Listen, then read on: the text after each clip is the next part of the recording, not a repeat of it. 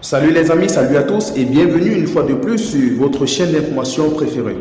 Dans cette vidéo, nous allons du côté du Sénégal où nous avons la réaction cristallisante du président de Côte d'Ivoire qui a tenu à s'exprimer sur la situation politique qui se passe actuellement au Sénégal.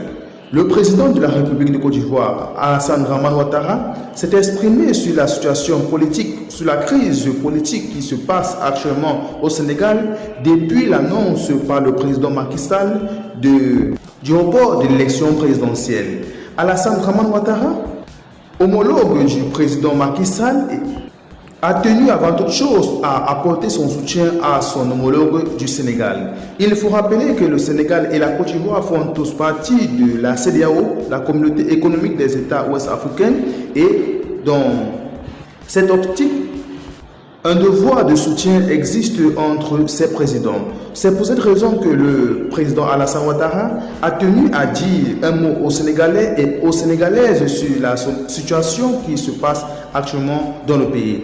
Dans un message adressé à son homologue sénégalais, le président Alassane Ouattara apportait un soutien aux populations sénégalaises. Aussi, affirme-t-il, les Sénégalais et les Sénégalaises doivent faire confiance en le président, en qui j'ai également pleinement confiance, et doivent surtout l'aider autant que faire se peut pour mieux conduire la fin de son mandat.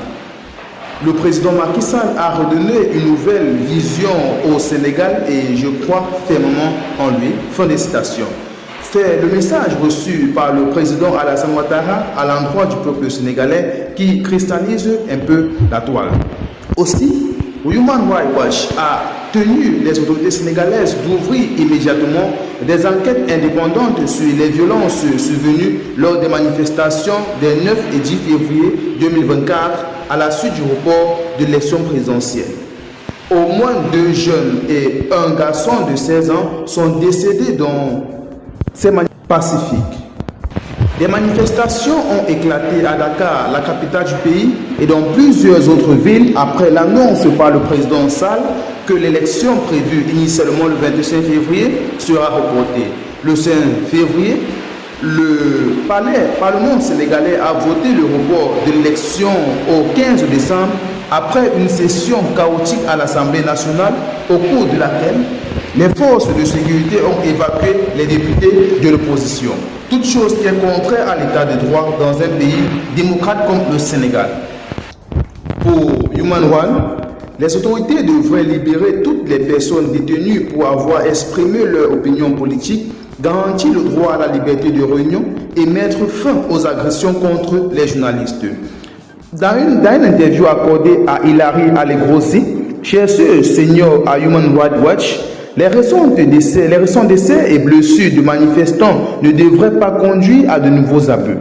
Les autorités devraient contrôler les forces de sécurité, enquêter sur les personnes impliquées dans les abus et les tenir responsables. Human Rights Watch a mené des entretiens téléphoniques avec 29 personnes, dont 5 manifestants, 7 activistes de la société civile, 8 membres de l'opposition, 5 journalistes, 2 avocats et des proches de 2 personnes blessées. Human Rights Watch a également examiné les dossiers médicaux des personnes blessées ou tuées, des photographies et des vidéos montrant les morts et les blessés, de nombreuses images des manifestations ainsi que des rapports publiés par les médias nationaux et internationaux.